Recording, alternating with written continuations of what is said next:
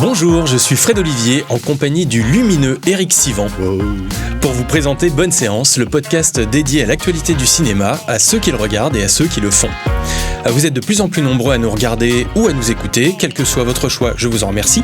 Et pour ne rater aucun épisode, pensez à vous abonner via votre plateforme d'écoute préférée ou notre chaîne YouTube, en activant la cloche pour être informé dès qu'un nouvel épisode est disponible. Streaming, VOD, EST, SVOD, TVOD, DVD, Blu-ray, 4K Ultra HD, tous ces acronymes et ces anglicismes barbares font partie de notre quotidien depuis des décennies pour désigner quelque chose de simple, le cinéma chez soi. Lui, il connaît ça par cœur parce qu'il est tombé dedans quand il était petit. Dans ce 8e épisode, nous avons le plaisir d'accueillir Denis Rochstein. Bonjour Denis. Bonjour messieurs. Salut. Bonne séance saison 1, épisode 8, c'est parti. En 2020, le Covid et son confinement ont privé les Français d'un de leurs loisirs préférés, aller au cinéma. Pour assouvir cette soif de films, ce fut alors l'Eldorado des plateformes de VOD et SVOD, et depuis, les offres se sont décuplées. Netflix, Amazon Prime, Apple TV, Disney+, qui avait ouvert justement en avril 2020, Paramount+, Max, TF1+, M6+, et bien sûr, Univers Ciné, dont, Denis, tu es le dirigeant, à travers la boîte, la société Le Meilleur du Cinéma. Alors Denis, pour commencer, est-ce que tu peux nous raconter un peu ton parcours jusque-là ? Parce que je disais que tu es tombé dans la vidéo depuis que tu es tout petit, mais... Pas tout petit, mais depuis très longtemps. Mais jeune homme. Donc mon parcours, il commence en 94 dans un secteur qui n'a rien à voir avec l'audiovisuel, à savoir Renault, donc filiale du groupe Renault, juste après un BTS commerce international, où j'ai fait quasiment 1 an et 7 mois comme commercial. Et j'ai eu la chance, au travers d'une rencontre, de rentrer dans une société qui s'appelait Film Office, Hachette Philippe et Aquimédia, comme commercial, donc commercial dans la VHS. C'est ça. Voilà, jusqu'en 2001, où je suis rentré chez France Télévisions comme directeur commercial pour développer la vidéo et le DVD qui commençait à être commercialisé, où j'ai passé 15 belles années comme directeur commercial, puis ensuite directeur du service édition qui regroupait les activités vidéo, VOD, disques, livres, magazines et plein d'autres choses. Les chaînes et aussi des acquisitions. Aussi. Et aussi, évidemment, les acquisitions, puisque pour éditer des DVD et des VHS qui s'est terminé à un certain moment, il fallait faire des acquisitions. Donc j'ai passé effectivement une grosse partie de mon temps à acheter des films et autres séries, documentaires sur les différents marchés. J'ai quitté France Télévisions en 2016. J'ai créé une petite structure qui s'appelait All About Content. J'étais consultant pour différentes sociétés de distribution de cinéma, des producteurs, où je les ai accompagnés sur leurs sorties vidéo, mais aussi sur les ventes télé, ventes SVOD. Je suis rentré juste après cette création d'entreprise chez Altis, où j'ai géré la chaîne Altis Media, qui était une chaîne prometteuse, concurrente de OCS et Canal. À peine lancée, déjà stoppée. Donc, je me suis occupé du marketing, des grilles de programmation, des acquisitions également. Le groupe Altis a fait un virage très rapide sur les contenus. Ils avaient acheté la Ligue des Champions, ils avaient lancé cette chaîne et très rapidement se sont rendus compte que le contenu coûtait cher, donc ils ont arrêté assez vite. Donc j'ai continué à accompagner cette chaîne parce qu'il y avait des contenus. Surtout dès que tu vas vers le foot, ça peut coûter très cher, effectivement. Le foot peut coûter très cher, mais le cinéma aussi, puisqu'il y a quand même des output deals avec Universal. Output deal étant un deal passé avec un studio à l'année, exactement. T'as tous les titres qui arrivent. Voilà. Et donc, j'ai continué Altis, d'abord en CDI, ensuite en consultant. Donc, j'ai pu continuer cette activité consulting. Et en 2019, je suis arrivé chez Le Meilleur du Cinéma. Voilà. Donc, société qui regroupe les marques Univers Ciné et Blackout. Blackout étant la filiale vidéo physique, comme directeur général pour remonter une structure qui allait pas très bien, qui avait besoin d'un gros boost. Et voilà, ça va faire 6 ans. Enfin, ça fait 6 ans. Voilà. Alors, tu diriges Le Meilleur du Cinéma, donc depuis un peu plus de 6 ans. C'est quoi ? C'est des plateformes. Alors, Le Meilleur du Cinéma, en quelques mots, c'est une société qui a été créée par des producteurs et des distributeurs indés. Ils sont une 50aine. Avec, à l'époque, quand la boîte a été créée, c'était d'avoir une structure qui pouvait commercialiser leurs droits. Tu peux en citer quelques-uns bien sûr, il y a distributeurs Memento, Pyramide, Haut et Court, Sophie Dulac, Diafana, je pourrais tous les citer. On a Paname, on a dernièrement les films du Losange qui nous ont rejoints. On a en producteur les productions de Trésor, TS Productions, Elsevier, Archipel, qui est le producteur des Frères Dardenne, par exemple. Donc on a Métropolitane qui fait partie de nos gros actionnaires. Et depuis quelques années, la Caisse des dépôts nous a rejoints. Donc l'État est aussi actionnaire désormais de Le Meilleur du cinéma.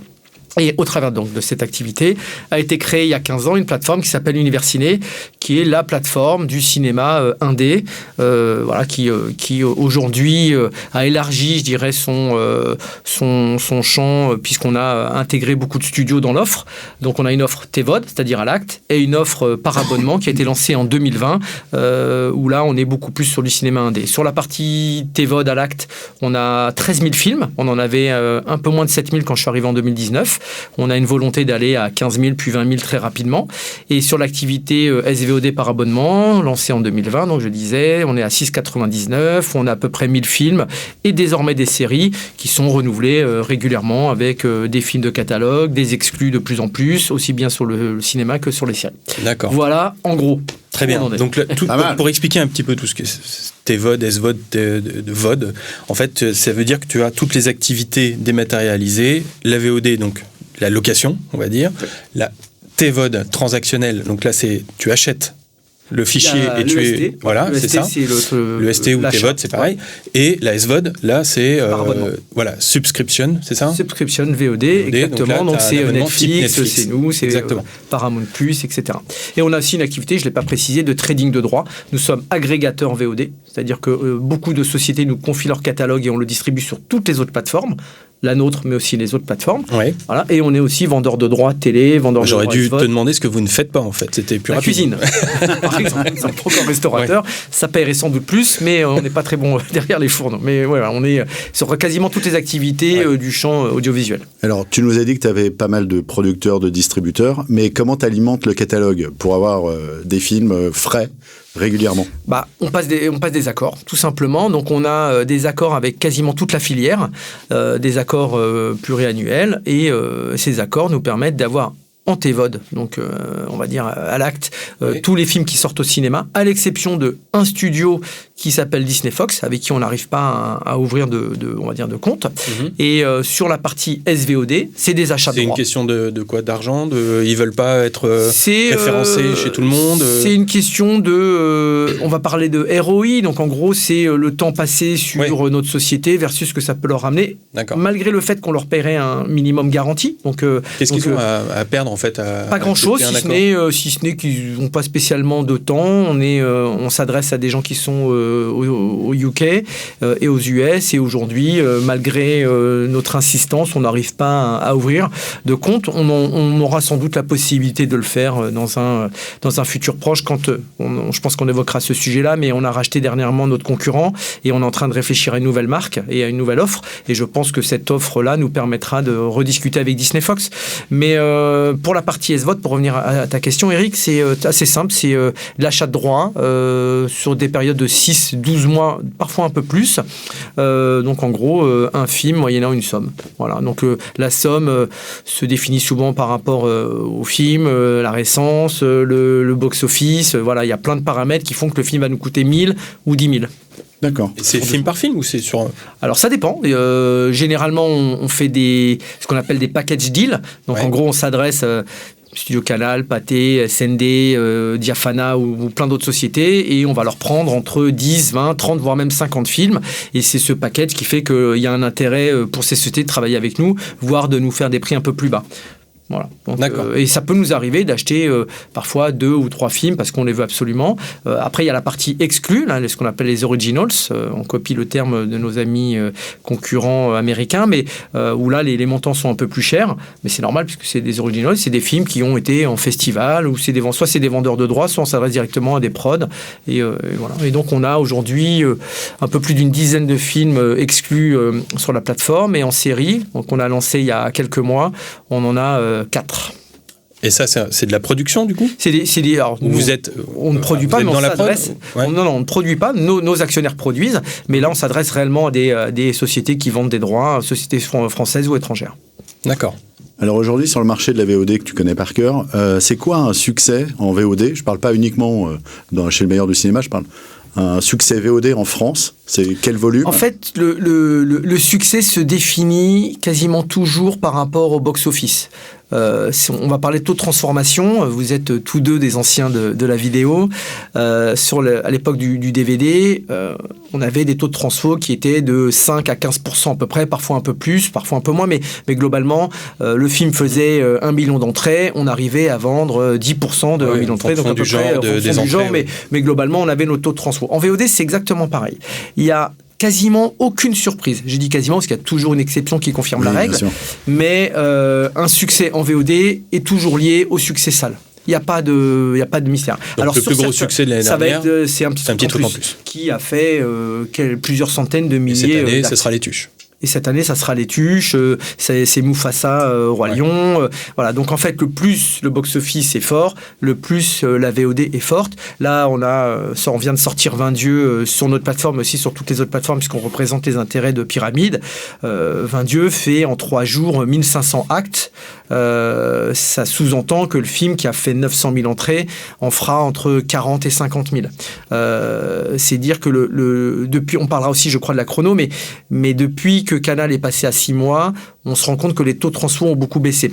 En VOD, on avait des taux de transfo de 10% sur des films un peu commerciaux, voire 12, voire 15 sur des films très mainstream. Aujourd'hui, ces taux ont fortement réduit. On est plutôt sur du 8, 7, voire 6.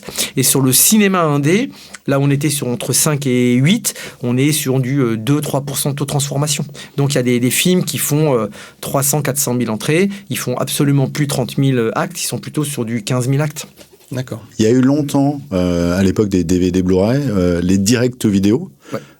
Est-ce qu'il y a des direct to VOD? Il y a des direct to VOD. Parce que je sais que Canal a un Canal Plus première, avec des films qui sont en première exploitation, qu'on n'avait pas vu en salle et qui arrivent directement sur Canal. Il y a All Guy en ce moment. Il y a eu un film, il y a quelques films avec là, du casting. Il y a June et John de film de Luc Besson qui vient de sortir directement sur OCS Ciné+. Le film du téléphone de Luc Besson. Voilà.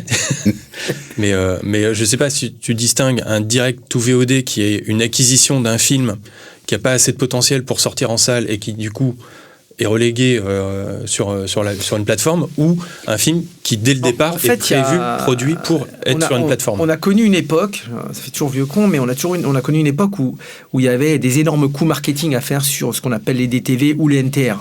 Donc films qui sont sortis sur le pays d'origine, qui sortent pas en France, pour parler de notre pays. Et il y a eu des scores incroyables. Moi j'ai souvenir de films qui faisaient 100 000, 150 000 DVD. Wildside était un des champions pour ces sorties-là. Ce qu'il y a, c'est que l'arrivée des plateformes américaines qui proposent beaucoup d'originals, on ne peut plus parler de DTV. À un moment donné, c'est des originals qui ont une capacité assez forte d'aller en salle, mais la force de ces plateformes, c'est de proposer ces films-là. C'est aussi pour ça que Canal s'est mis à acheter des films en Canal Plus Premium, qui sont pour une grosse partie pas des DTV. C'est des films qui auraient là aussi, pareil, cette capacité. Il faut distinguer, je dirais, ces films qui ne sortent pas en salle, mais qui sont assez costauds. Quand Netflix produit Electric State à 200 millions de $, c'est pas un DTV. C'est pas un DTV. Si ce film-là sortait en salle, il y avait moyen de faire un score. Ouais. En revanche, il y a réellement ce qu'on appelle des DTV. Pour moi, c'est des films qui n'ont pas la capacité d'aller en salle, qui sont pour certains, voire pour beaucoup, moyenne gamme. Ces films-là, en digital, pareil, à quelques exceptions près, ne marchent plus. Ça, c'est clair. Et il y a même beaucoup de plateformes qui ne veulent plus les référencer. Si j'en prends une, Orange a divisé par 10, pour pas dire plus, encore une fois, le référencement des DTV sur leur plateforme. Il y a assez de films, en fait, il y a assez de films aujourd'hui à proposer. Ces films il y a, je crois que c'est 600 et quelques films qui sortent. 650 films qui sortent. 650 films en salle. Ils préfèrent aller sur ces films-là. De temps en temps, ils vont les référencer un direct to vidéo ou to VAD, mais c'est assez rare. On a eu une ou deux surprises en 2024, mais ça fait pas légion, quoi. Et par exemple, un film comme Nisa 2, là, donc le plus gros succès du film d'animation, film chinois, lui, est-ce que sa sortie en salle, c'est une bonne idée, ou tu penses qu'il aurait mieux fait d'être directement proposé sur une plateforme et que ça aurait davantage maximisé ses revenus? Plateforme. Ça dépend de la plateforme, ça dépend du monde. C'est toujours une question de ça aurait pu être sur toutes les plateformes, mais le mettre en VOD sur toutes les plateformes sans qu'il y ait eu sortie salle, il faut avoir un énorme budget marketing derrière pour le faire vivre. Donc c'est mieux de le sortir en salle pour pouvoir ensuite le mettre en VAD. En revanche, s'ils avaient réussi à le vendre en SVOD, c'est-à-dire à une plateforme comme Disney ou Paramount ou Netflix, là, il y aurait eu sans doute beaucoup plus de vues et ils auraient eu un montant global plus intéressant que ce qu'ils vont générer en salle. Mais nous, en tout cas, qui allons sans doute gérer la distribution de ce film-là, on est ravis qu'il sorte en salle. Ouais. Et alors donc, justement, t'es content que ça sorte en salle.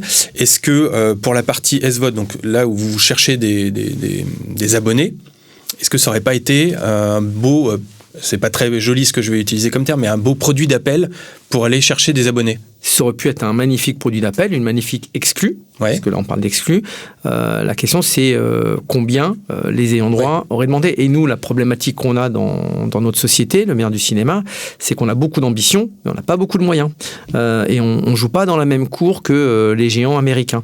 Donc quand un Netflix, un Paramount, un Disney ou un Max est capable de mettre des centaines de milliers d'euros sur une exclue, nous c'est des quelques milliers d'euros aujourd'hui. Je crois que la plus grosse exclue, l'offre qu'on a dû faire, elle doit être entre 10 et 15 000. Voilà. On ne joue pas dans la même cour. Donc oui, ça serait un magnifique produit d'appel pour une société comme la nôtre. En plus, c'est des films qui correspondent complètement à notre ADN. Hein. Mais aujourd'hui, on n'a pas les moyens, donc on ne s'y intéresse même pas. Et sur cette partie SVOD, justement, tu communiques, toi, les chiffres J'ai aucun problème à sur le nombre d'abonnés? Ouais, j'ai aucun problème à les communiquer. De toute manière, j'ai à 2-3 reprises sur des interviews très spécialisées, j'en ai parlé. Depuis 2020, donc on a lancé en septembre 2020, on a eu un démarrage assez sympa. On a réussi à monter à un peu plus de 30 000 abonnés en 2023, pardon. Et là, on stagne entre 25 et 27 000 abonnés. Sachant que nous avons démarré très tardivement par rapport à nos concurrents et qu'on est présent chez aucun opérateur à l'exception d'Orange, où on a une place parmi toutes les offres qui existent déjà, et chez Orange, là où ils ont plusieurs millions de box, on est à peine 2500 abonnés.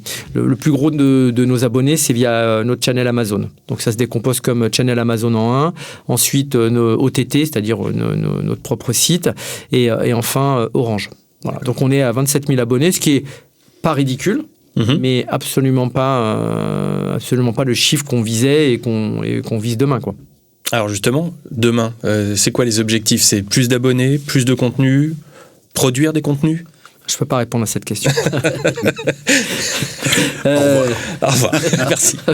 C'était super. Demain c'est là on est à ce qu'on appelle à la croisée des chemins. C'est-à-dire que depuis 2019, on avait cette volonté de nous rapprocher de notre principal concurrent, à savoir Filmo, qui appartenait au groupe Y-Bunch.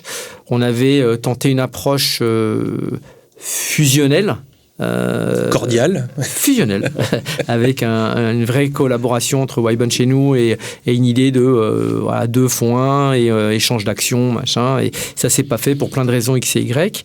Et il y a 2 ans, avec mes actionnaires, on a eu des grosses discussions sur le demain, justement, et on s'est dit que le meilleur moyen de se développer et d'être cette plateforme un peu différenciante de ce qui se fait déjà, c'était de racheter Filmo.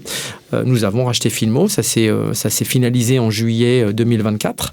Et donc aujourd'hui, Filmo a un portefeuille de 100 000 abonnés, et nous qui avons un portefeuille de 27 000 abonnés, nous ne faisons presque un au niveau des équipes, pas encore un au niveau de l'offre, et nous travaillons actuellement sur la future offre qui sera lancée en janvier 2026, qui s'appellera Sooner, S-O-O-N-E-R. C'est une marque qui existe déjà au Benelux, et que nous allons récupérer la plateforme du Benelux, mais aussi le nom.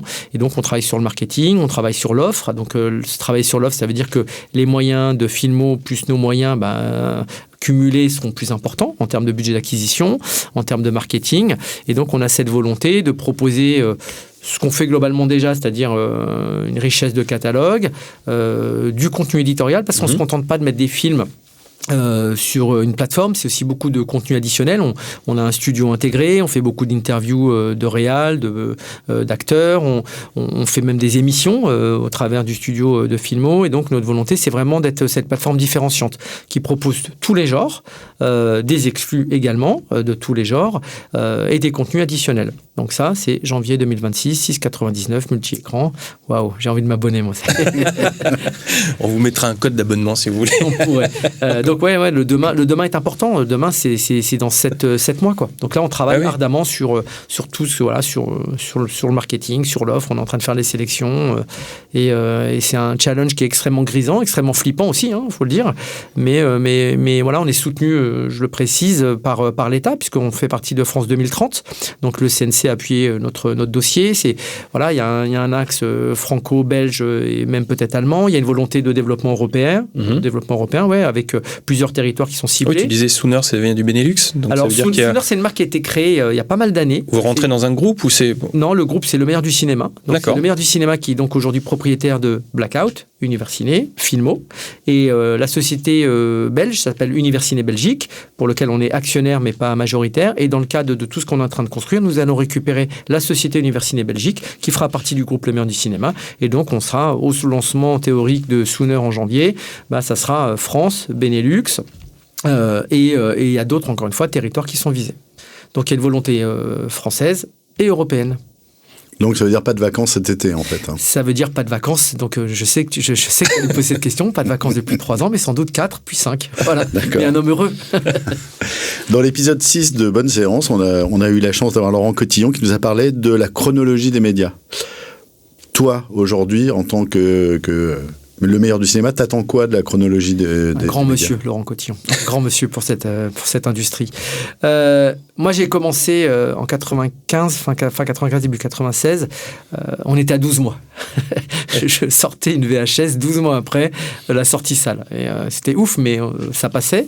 Je me rappelle. On a eu Il y avait la location un peu avant. Et il y avait la location un petit peu avant, les vidéoclubs. La chrono, c'est un vrai gros sujet. 4 mois, c'était très bien quand Canal était à 8 et que les plateformes étaient à 15 ou 17. On a senti un vrai changement quand Canal est passé à 6. Un vrai changement. Et je crois pertinemment, et je ne suis pas le seul, que la chrono pour nos activités VAD devrait être à 3 mois. Voilà, 3 mois, 6 mois. Là, des plateformes comme Disney vont passer à 9 en SVOD. Donc, ça pose un vrai problème pour nos activités TVOD qui sont déjà compliquées. Je veux dire, l'activité TVOD pour une plateforme comme la nôtre, c'est très dur d'être rentable. Faut comprendre que sur le prix de 4,99, donc on va dire 5 €, il y a quasiment 60% qui revient à l'ayant droit. Après, il faut payer les charges techniques, le marketing, les salaires, etc. Et donc, il nous reste quelques centimes sur un acte. Et on avait un effet volume. Et cet effet volume a énormément baissé avec les changements de chrono. Pas que ça, évidemment. On arrive aussi des plateformes américaines en SVOD. Il y a plein de paramètres qui font qu'aujourd'hui, la TVOD est en difficulté. Et c'est vrai que d'être à 3 mois nous boosterait certainement le business. Peut-être, dans un premier temps, mettre tout le ST à 3 mois. Ça pourrait être une solution, ce qu'on a demandé à plusieurs reprises avec nos amis plateformes. Et ça serait encore mieux d'avoir à l'acte et TVOD et ST en même temps. Vous parlez à l'unisson, toutes les plateformes, que ce soit les Amazon, Netflix, non, Disney? pas avec les plateformes américaines, mais en revanche, Canal, Orange, Filmo, nous et Arte VOD et on va dire toutes les sociétés indé ou en tout cas françaises, on fait partie d'un syndicat entre guillemets qui s'appelle le CEVAD et au travers des voix du CEVAD, voilà, on communique régulièrement. Il y a aussi de l'autre côté le SEVN et globalement tous les éditeurs vidéo, parlons des éditeurs vidéo, dont certains sont aussi distributeurs, souhaitent la chronologie à 3 mois pour nos activités VOD. Et pour la SVOD, alors nous aujourd'hui on n'a pas signé d'accord interprofessionnel, donc on n'est pas virtueux comme on dit. Donc on a une chronologie. Vous ne participez pas au financement? Pas encore, parce que pour participer au financement, il faut des accords, il faut avoir un certain chiffre d'affaires. C'est une ambition qu'on a nous sur les années à venir, pas 2026 mais 2027 ou 2028, qui nous permettrait de négocier une chrono différente pour la SVOD et donc d'être peut-être à 9 mois ou à 12, en tout cas loin des 17 mois aujourd'hui. 15 mois, peu importe. Voilà. D'accord. Merci beaucoup pour ce partage avec nous. Merci. On va maintenant passer à notre traditionnel jeu du c'est quoi la fin. Alors le principe est simple, on commence une phrase, à toi de la terminer. Vous êtes des fous. Allez. Je n'étais pas prêt. Mais pas du tout. D'aussi loin que je me souvienne, le premier film que j'ai vu au cinéma, c'est les 10 commandements. Cécile B2000 ? Oui, monsieur. Mais t'as quel âge? Non, c'était une rediff déjà, c'était une reprise. C'était une rediff avec une entracte. Je ne me permets pas de parler de mon âge. Non, parce que oui, moi aussi, quand j'étais petit au collège, on nous emmenait voir les films, des classiques comme ça, mais ou alors la première émotion, ça t'a marqué, ce film-là.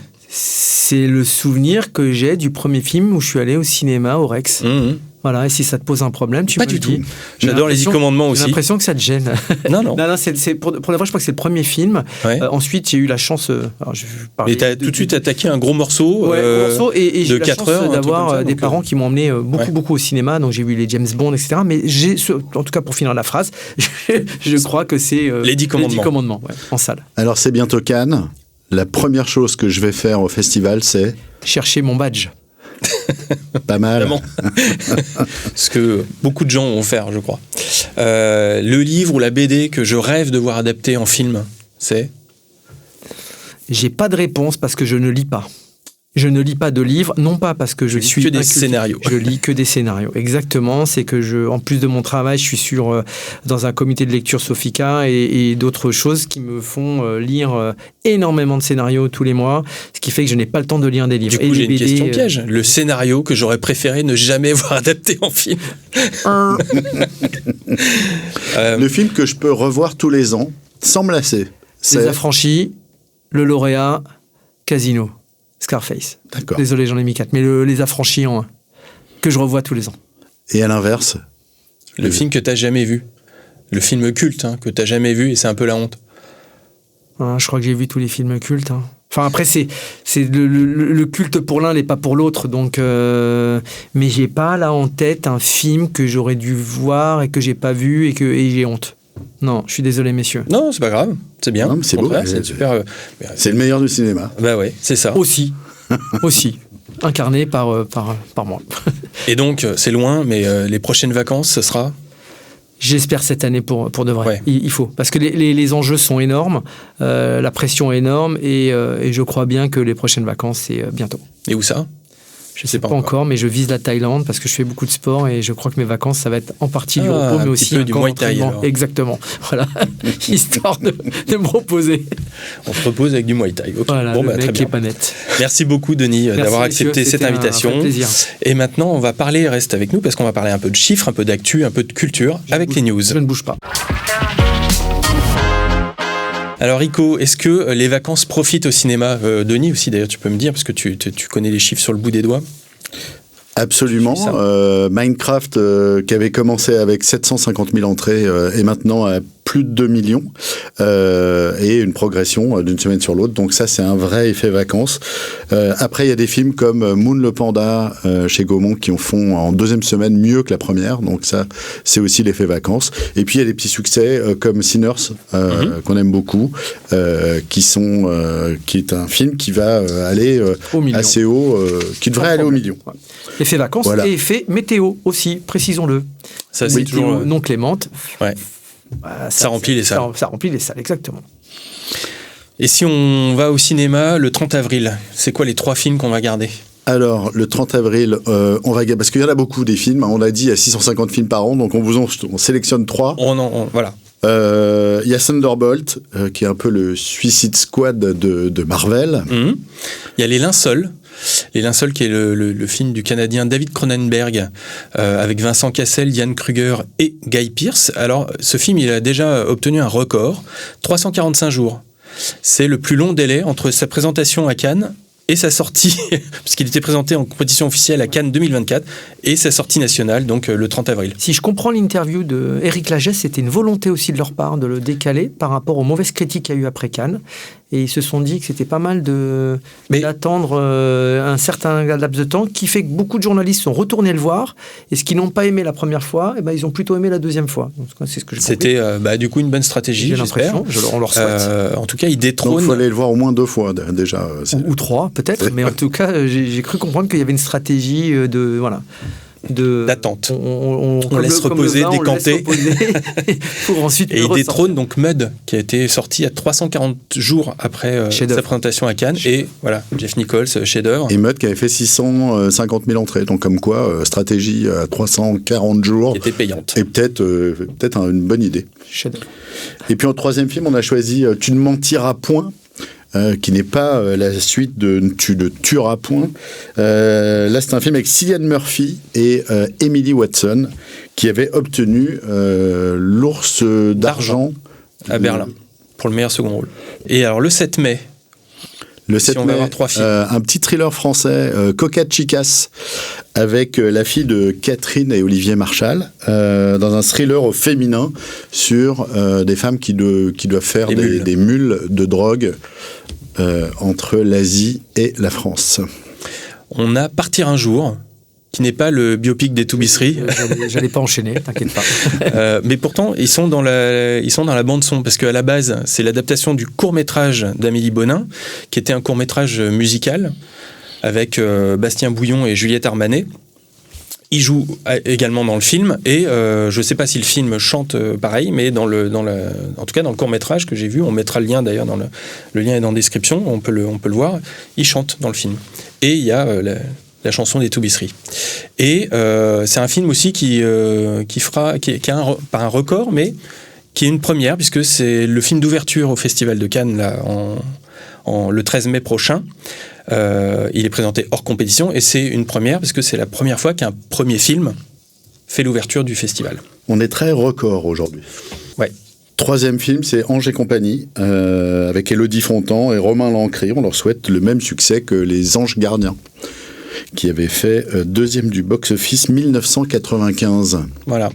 On va voir si 30 ans après, les Anges font toujours recette. On parlait Festival de Cannes. On a eu une sélection pleine de surprises. Et oui, cette année, il y a un film des frères Dardenne. Ça, c'est une grosse surprise.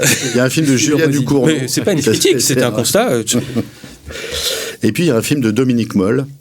Ça, c'est une bonne nouvelle. Réalisateur qu'on aime beaucoup. Et on a un petit carnet rose sur Dominique Moll, puisqu'il a failli se marier avec Demi Moore. Ça va pas se faire. Pour une raison parce que sinon, ça faisait Demi-Moll. Oui. Tu l'avais ? Je l'avais tout de suite, oui. Voilà. Petite blague qui me fait marrer. Elle est plutôt très drôle.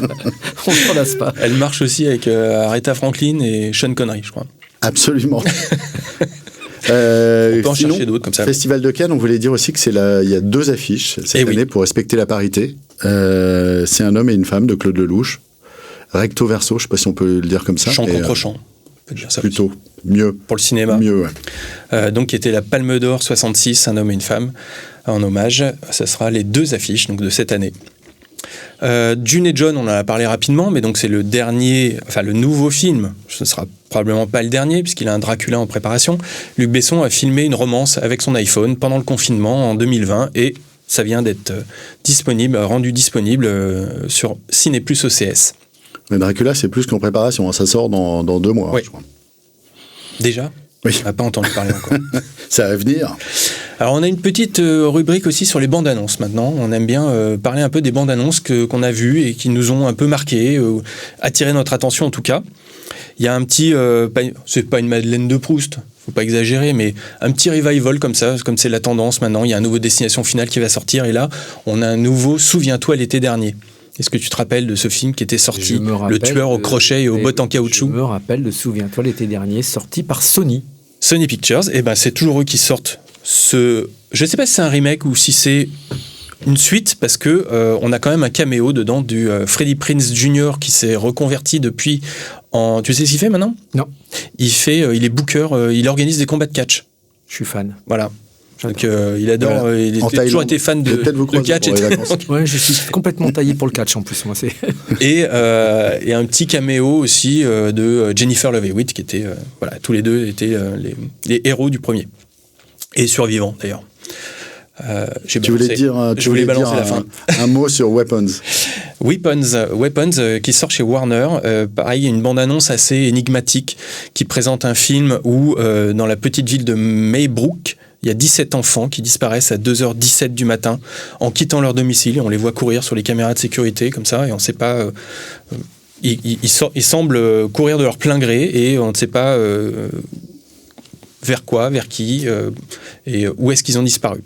Et à la fin de cette bande-annonce, on a un petit renvoi vers un site qu'on peut aller consulter, et qui un peu old school, le site, tu vois, un peu genre c'est la petite gazette de la ville locale, et qui en dit un peu plus sur le contenu du film. Voilà, mais on sent pointer le coup marketing de Warner sur on fait parler du film un peu avant sa sortie, en faisant monter un truc. Malin. Bah ouais, ils avaient fait ça déjà sur Projet X ou des films comme ça. Ça donne envie. Ouais. Et pour finir avec ces news, vu qu'on a parlé de record, on a parlé de pas mal de choses, on revient sur le Nisa 2, le film chinois qui est donc sorti hier en salle. Et Nisa 2 a la particularité déjà d'avoir fait plus de 2 milliards au box-office, ce qu'il classe 5e. C'est un film chinois qui a été fait par 130 studios différents qu'ils ont agrégés pour pouvoir faire l'animation qui est d'une qualité assez ouf. Et le film aujourd'hui est derrière Avatar, devant Vice Versa 2. En animation, il est numéro 1. Voilà. C'est ça. C'est le premier film d'animation au box-office mondial.